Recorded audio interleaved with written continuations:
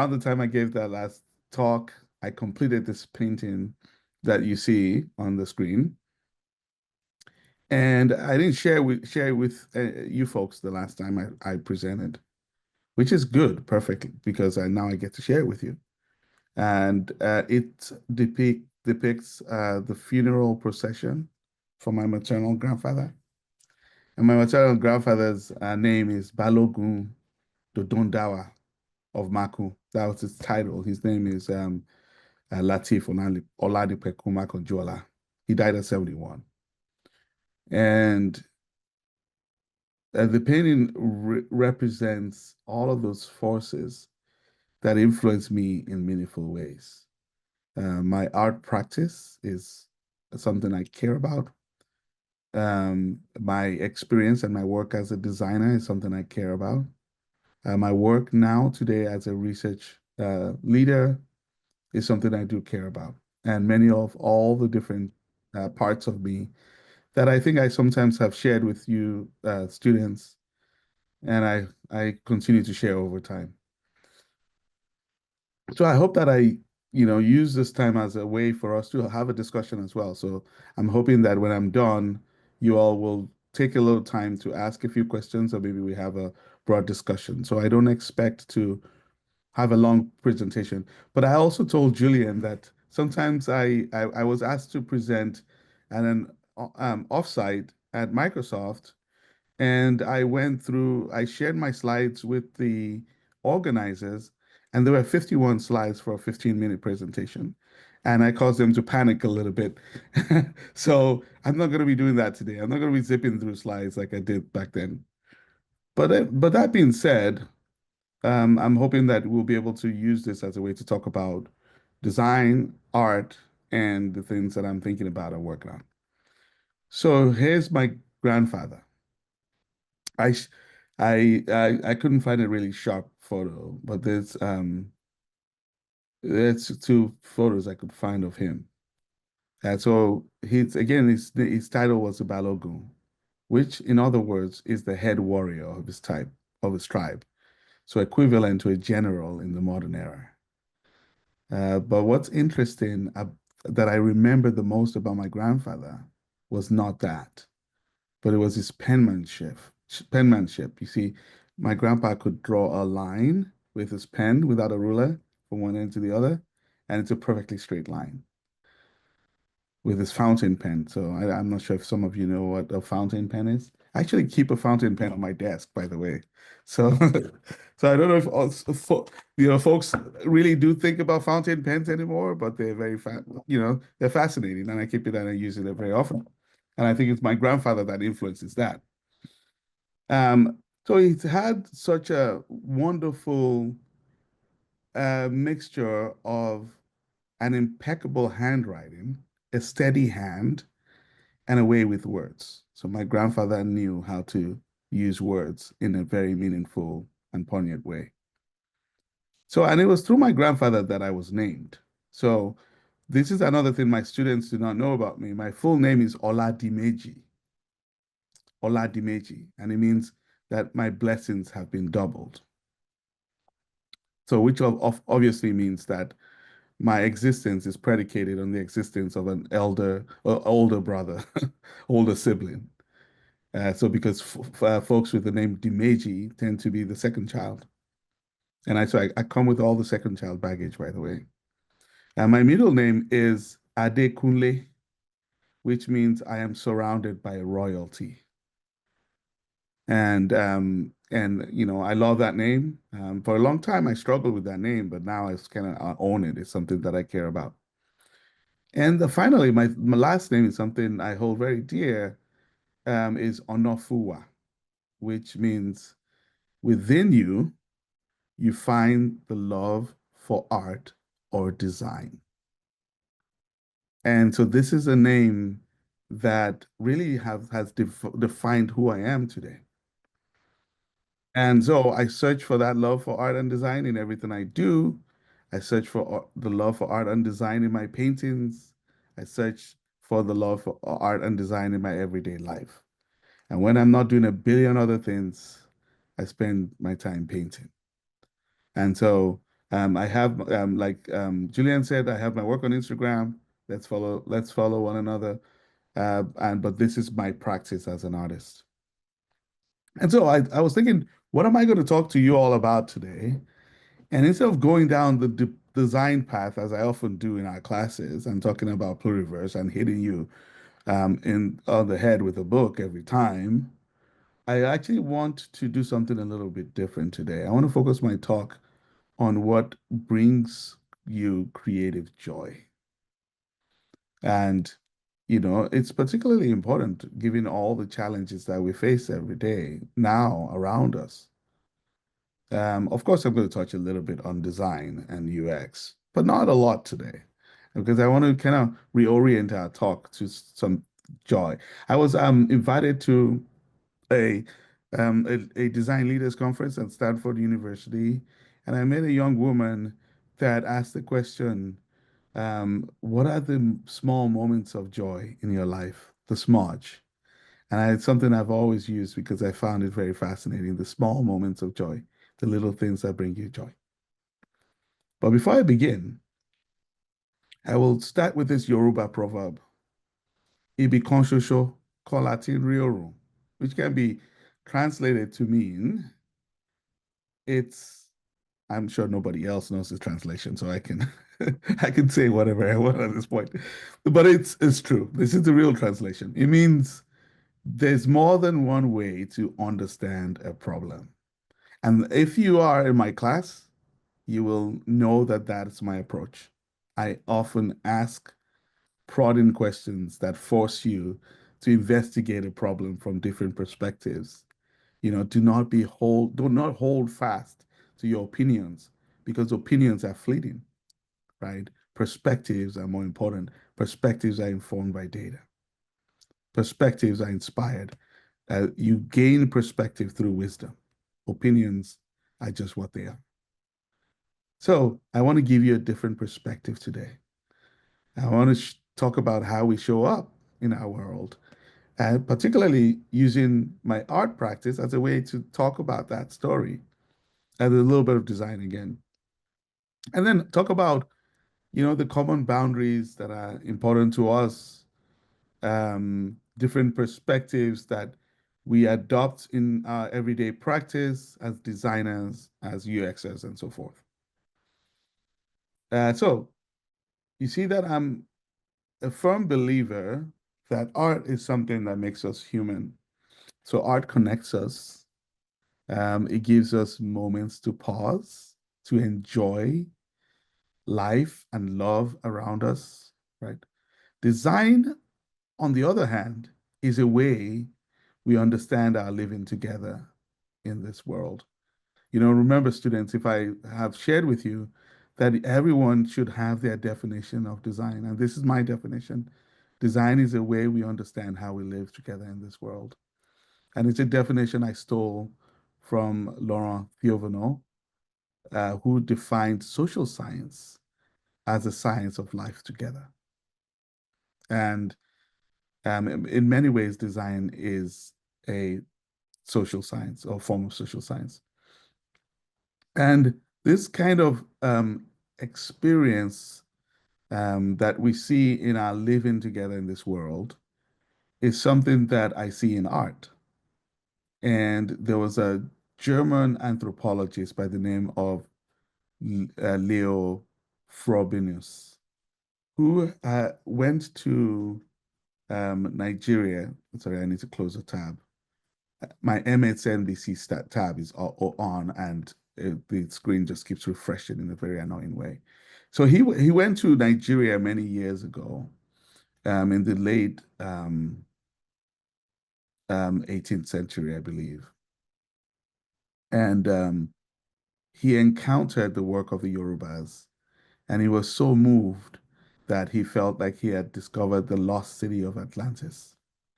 And this is what he said. When he traveled to Ife in Yoruba land in 1910, he thought he had found the traces of Atlantis. And he identified the Yoruba sea goddess Olokun as the Greek god Poseidon. He saw and marveled the work of art that he encountered there and referred to the Yorubas as the Donatellos of medieval African art. Even to the extent that he could not believe that the folks that he originally thought were savages could create such exquisite art.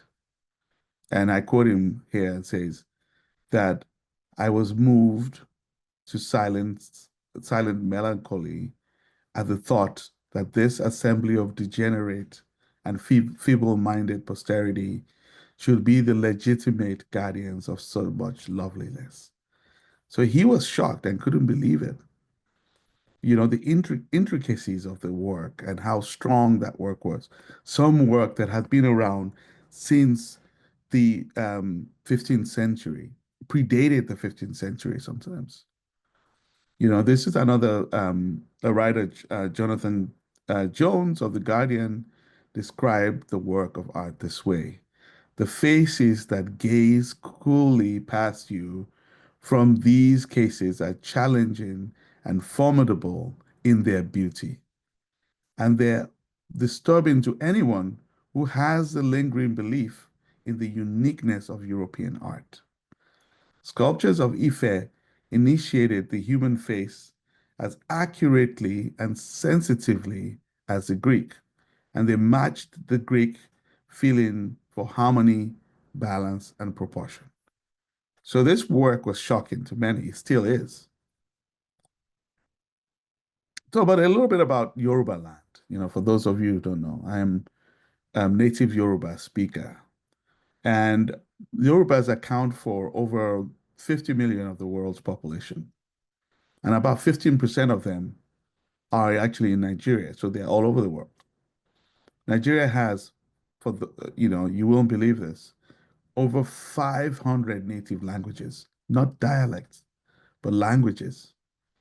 And so for an ethnic group to capture 13% of the speakers, of the language speakers in Nigeria, that's an incredible feat, knowing that they have over 500 languages. So that's a lot of people that speak one language. And as you can, you know, if I haven't told you like a billion times already, you can conclude that I'm Yoruba, right? And I tend to think of myself as Yoruba first, actually, not as Nigerian, not as American, not as Nigerian American. I see myself as Yoruba first because Yoruba is what's in my blood. Yoruba is my culture. Yoruba is what forms me. And the Yorubas were thought to be descendants of the great Oduduwa, who migrated supposedly to southwestern Nigeria from Saudi Arabia. And you can also find Yorubas in parts of Togo. You can find Yorubas in Ghana, Benin, and no thanks to the transatlantic slave trade, you find Yorubas in large populations all around the world, in the United States, in Cuba, in Brazil. As a matter of fact, a lot of the food that Brazilians eat are Yorubas from Yoruba. Akara is akara in Nigeria. Farofa is a meal we eat in Nigeria. So the Brazilians have actually kept a lot of Yoruba tradition, a lot of Yoruba food and culture. You find a lot of Yoruba influences in New Orleans. You find a lot of Yoruba influences in the descendants of slaves in even in other parts of the United States. So one of the main homelands of the Yoruba people is the city of Abeokuta, which can be translated to mean under a rock. All right, so we'll talk about erasing past. So again, I'm Yoruba by birth. I'm a Lagos boy through and through. The last time I was here, I shared an experience of my birthday party. We left from the US. All my siblings here living in the US. We went to Lagos to celebrate my dad's 75th birthday. For context, that was 5 years ago. And my dad just celebrated his 80th birthday recently. And so I'm looking forward to, actually, they're going to be in the United States next week. And then when I talked to you, I talked about the dirt roads and the expressways in Nigeria and how futures we envision, both dystopic and utopic, are very much the present lived experiences for those living in majority worlds. And I also talked about how that reminded me about the work of the late William Gibson, who talks about the future is already here, not just evenly distributed. And we are seeing the future here. We are seeing the future through the emergence of new technologies, like LLM technologies like ChatGPT, Copilot, Gemini, and others. Actually work in the space of AI, and so we're confronted with those technologies every day. And we ask ourselves multiple questions about how the technologies are advancing us into the future. Sometimes it's an uncertain future. Sometimes it's an exciting future. And so as we do that, we want to continue to ask ourselves important questions about whose futures we are making. As we want to expect for our roles that we're going to serve some roles in this new era, we want to continue to be careful to reflect on what influences that we bring into these futures that we're making and how that shows up in our practices and in our beliefs. So this is Abeokuta. Another trip I took to Nigeria, I went to this city, the city of Abeokuta. As you can see, the rock formations. It reminds me of another city that's similar um, to this, the city of Hyderabad in India, with very definite rock formations occupying the spaces between homes. You see, the rocks were a place of refuge for the inhabitants of Abeokuta that kept them safe during the slavery era. Abeokuta was home to these rocks, but then also home to beautiful art forms. One of them is the artwork called Adire. And Adire is a unique textile art that is created with indigo dye. I think Adire is designing. I think in many ways, Adire is a form of designing. And I'll show you why in a second. You see, the Yorubas from Abeokuta use Adire as a cloth for their religious ceremonies to worship the Olokun that I talked about earlier. And this is the same goddess that Frobenius thought was Poseidon. When I went to Abeokuta, I asked to see where and how Adire was made. So we had to ride into a little hamlet, and then we walked through the alleyways into the communities that are hidden from much of the rest of the city. And when we got there, I saw images of the Adire cloth hanging on makeshift clotheslines, and these were moving. Unfortunately, because a lot of foreigners had come and stolen their methods and sold them to clothing manufacturers, these people were very worried about sharing their process with the world, and they were very afraid of visitors seeing them. But I found this clip online where you find everything. Um, and I'm just going to show you just a simple YouTube video. Forgive me if there's an ad before this because this sometimes gets frustrating. Oh, I might not be able to play this because I'm on the wrong browser. But there's a clip here that shows you how Adire is made. Well, maybe it works. I'm sorry there's no voice on it, but you can actually just see the clip. So you see how people use wax to draw patterns on the white cloth. And in many ways, I feel like these are design patterns. They sew the wax, tied rocks on the cloths with string. The Adire instead of using pure wax, they use cassava, and they mix this paste with water. They create stencils, and just as you would do in a batik or tie dye type of situation, they would use indigo dye once they're done creating these designs.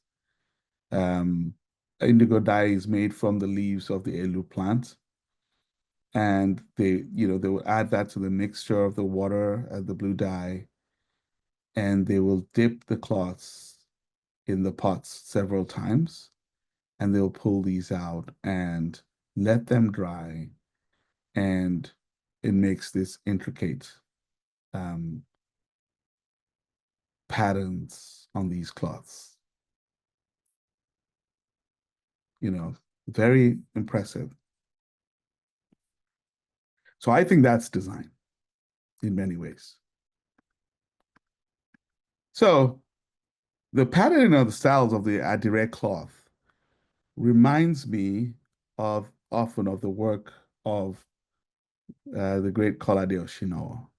You can see me with Kolade Oshinowo there several years ago. I look much younger now than I did back then.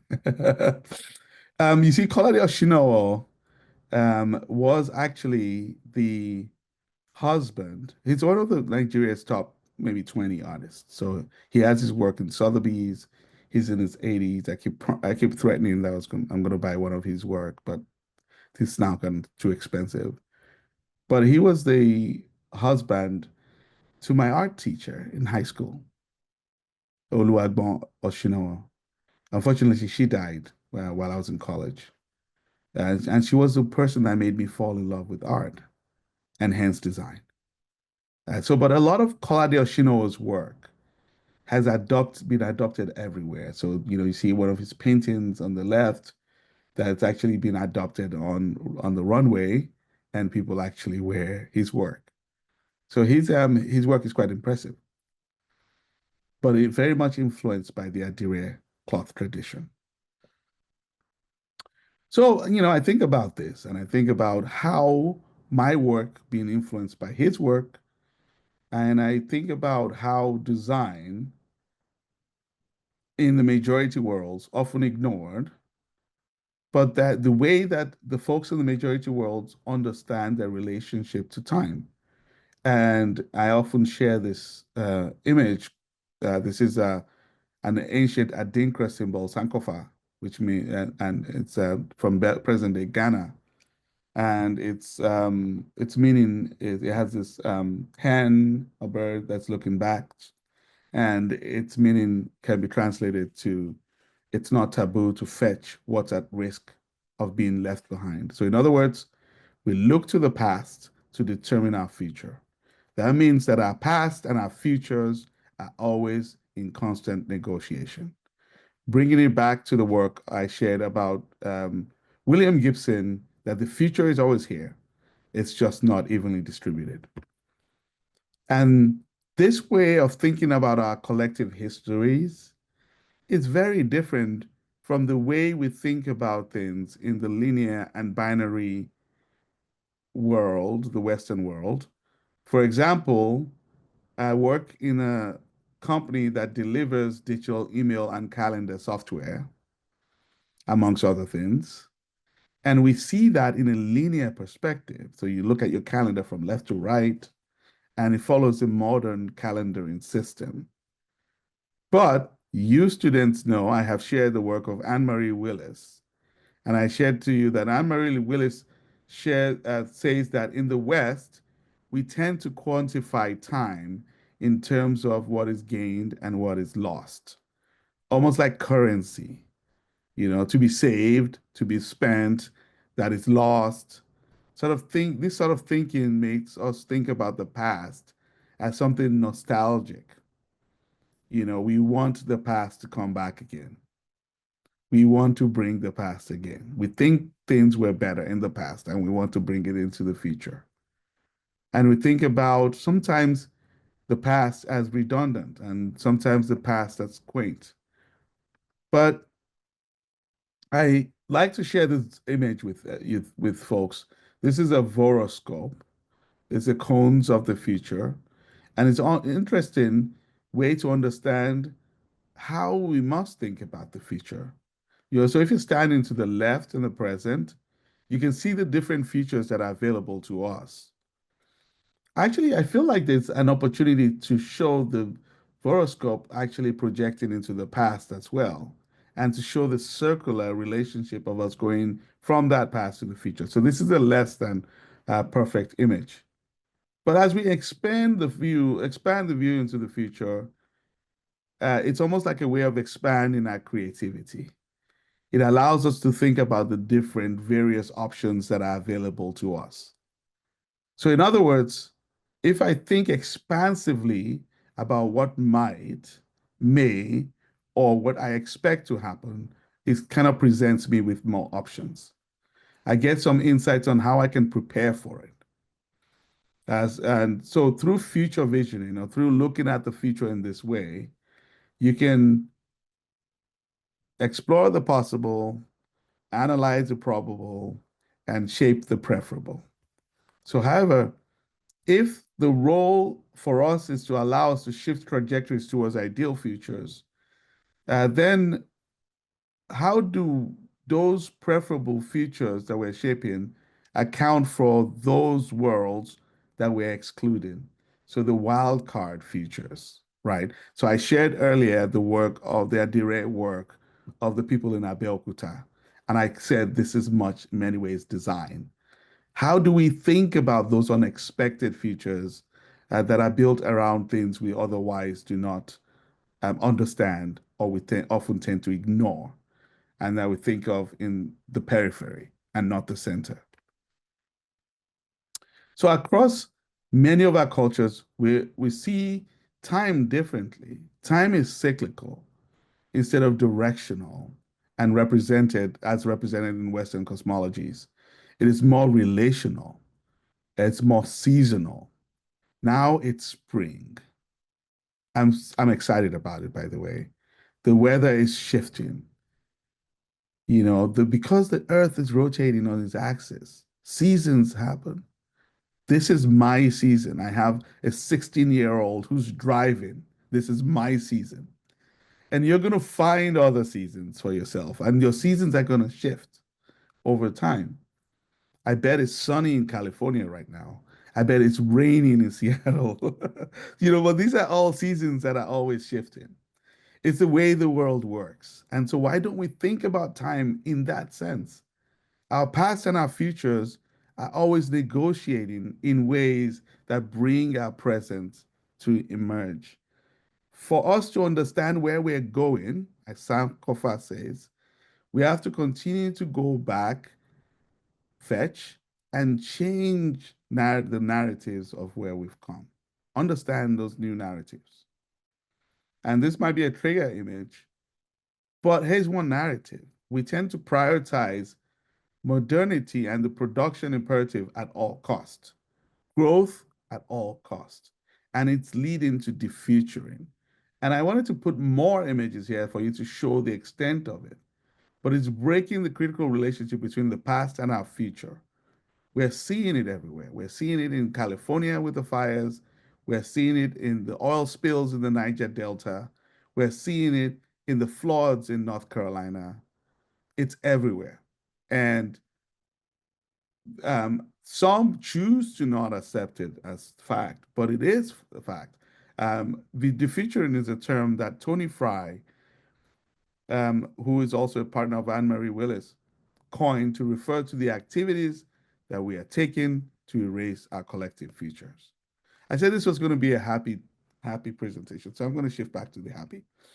But according to Fry, to defuture is to ignore the obvious fact that our collective histories are intertwined and attack the duration of things that should endure and prolong the duration of things that should not. So we are thinking in short-termist type of ways. And we all are doing it. We get nervous, we get annoyed when we order something from Amazon and it doesn't arrive in 2 days, right? Because we've been taught the short-termist mindset. We see it in the products that we make. I'll say a little bit about that in a second. But the realities of this new age force us to consider how we participate in this world as future makers. So I believe that you, students at Art Center, and designs and researchers from all different worlds need to understand the future in clear, visceral, and meaningful ways. This is what we are teaching. We are teaching you to understand how to live in this future and to show up as future makers that actually cause us to respect futures that are of different perspectives and that might be unexplainable by the West. So the futuring I've shared with you all once leads to compression of time. And I dare say technology plays a role. All you have to do is to walk around you, work in different places, and you see the relationships people have to their mobile phones, right? And we see the time we waste on social media. You see all the features that are built into social media to cause us uh, to to focus on the wrong things, right? We think a lot about ease of use, reducing time on task, making things easy and quick, but it's not everything that's easy or quick that's good, right? I've shared in our classes about the like button, and it's very simple, but it's highly reductive in its application, and it's also very addictive. It removes all the nuances and privileges quickness and simplicity. But it can also be damaging in many ways. We shared talked about YouTube and the fact that YouTube decided back while I worked at Google, YouTube decided to remove the downvote from their videos because of unintended consequences. So as Anne-Marie Willis best puts it, we design our world and our world designs us. The consequences are significant, since designing us might make the world itself unbearable for us. This is what she calls ontological designing. And for us to understand that requires a certain amount of politics. And so how must we respond? Well, we need to start bringing in new ideas, bringing in new perspectives, bringing in new, what they call new ways of knowing, new epistemologies. This is what Annabelle Keano talks about, epistemic decolonization. So that is foregrounding other epistemologies outside of Western worlds. And that's what I kind of try to do in my life's work. So I was kind of like instead of spending a little time talking about these design principles that I often share with you in class, I want to kind of share examples through art. So let's talk about art. The Bay Area figurative expressionists, not far from the folks in the Art Center. It's more in San Francisco, but close enough. So abstract art originated, we claim, by from Wassily Kandinsky. So he was the first abstract artist, people claim. But I just shared some work with you from the folks in Abeokuta, right? That I think I could say that's abstract art in many ways. But the argument was that the abstract art must be void from visual representation. So that's what makes abstract art abstract. There's no visual representation. It's mostly for folks to engage at a different level, at a more visceral level. And this was in the modern era. But then there's also work from other cultures. There's the Uli work from the Igbos in Nigeria. There's the Insibidi work from another group in Cross River State. There's the Adinkra symbols that I shared with you from modern day Ghana. that they've used abstraction of many forms for many years. So abstract art is not a Western concept. It's not a purely Western concept. If you even see it in East Asian art and East Asian traditions as well.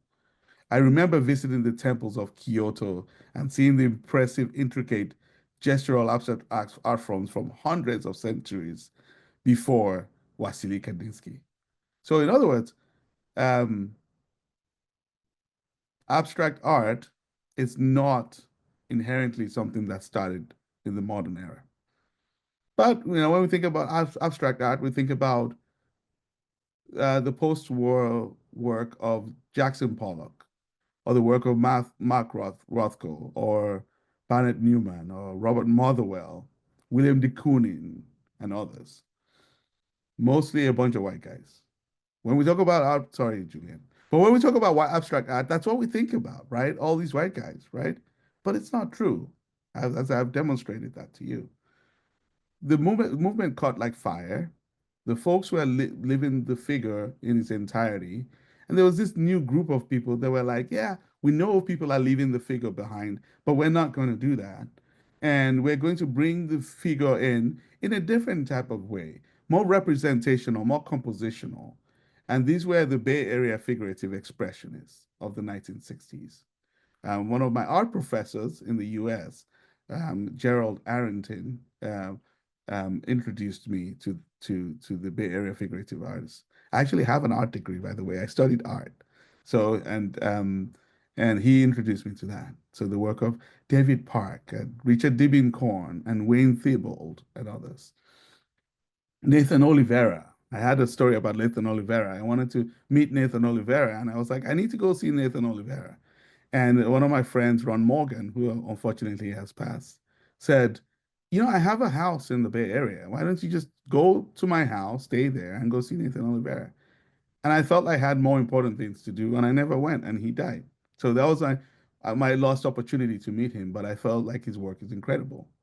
Or Theophilus Brown, Paul Warner, Bruce McGaw, John Brown, Manuel Neri, and others.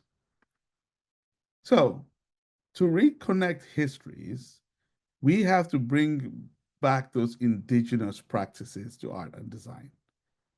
So we talked about the pluriverse, right? We often talk about the pluriverse. And I always say that it refers to ensuring that we account for the variety of lived experiences that we find in our work. And in my art practice, I draw from Yoruba principles. In my design practice, I draw from pluriversal principles. And allows me to kind of like start exploring the boundaries of my work. And so I looked at the work of Kolade Oshinowo, I talked about, or other artists like Twin 77, Yusuf Grillo, and others, investigating this. Since my undergraduate study, I've tried to look at pluriversal perspectives. And I often share that the term the pluriverse, Arturo Escobar borrowed its meaning from the Zapatista rebels that were fighting for liberation in Mexico, and it's can be interpreted to mean a world where money worlds fit. So, in other words, the how difference is normalized, and conversely, how it can be nourished in so many different realms, from the biological to the epistemic to the cultural to the ontological. And I often share, before I go into these Yoruba principles I want to share with you today, I often share these with you. I talk about connecting diverse perspectives, bringing your own expertise, remembering your journey and sharing stories. Micro intervention matters. Small changes are important. Leading with compassion, being human, designing with honesty, and staying with the trouble, staying with the problem. But I want to talk about another set of principles with you all today. I want to try these out with you. These are Yoruba principles, and I think they're relevant for both art and design in distinctive different ways, but I'm going to illustrate them with paintings. And one thing you understand about Yoruba art is often human-centered. So it's kind of like design in many ways. The head is of the human body. The ori is a metaphor for the essence of the human, as well as it protects the human. So if you speak to a Yoruba person, you'll find that most of the curses in Yoruba is like has to do with your ori. The works of art are also frontal. They're looking at you. Rarely do you find a non-frontal Yoruba work of art. So I'm going to go through these principles. The first is yiye, appropriateness. Um, Timing and context are everything in Yoruba art. Yorubas believe that a work of art must be appropriate to the situation at hand. Pipe or completeness. Yorubas believe that a work of art is complete when the artist has said it should be. Tutu or coolness. Yorubas emphasize coolness and permanence and stillness and dignity in their work. Stillness underlines the innate quality of an elevated being. Ere or improvisation. The artist can be playful, the designer can be playful, they can be experimental with their work. Yoruba works of art sometimes have dual meanings or serve dual purposes. Iyato or difference. Difference is a good thing. A system that privileges difference is a resilient system.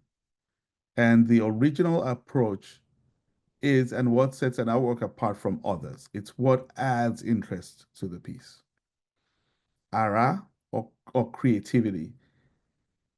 You must use a creative approach to your work. From the narrative to the representative, you must apply creativity in all you do.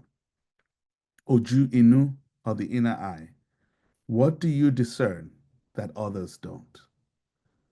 Where are the ways in which you can bring new ideas? What stories can you tell that is unique and interesting enough? Oju Ono, design consciousness. I love ending with this because those are the three letters of my last name, Ono.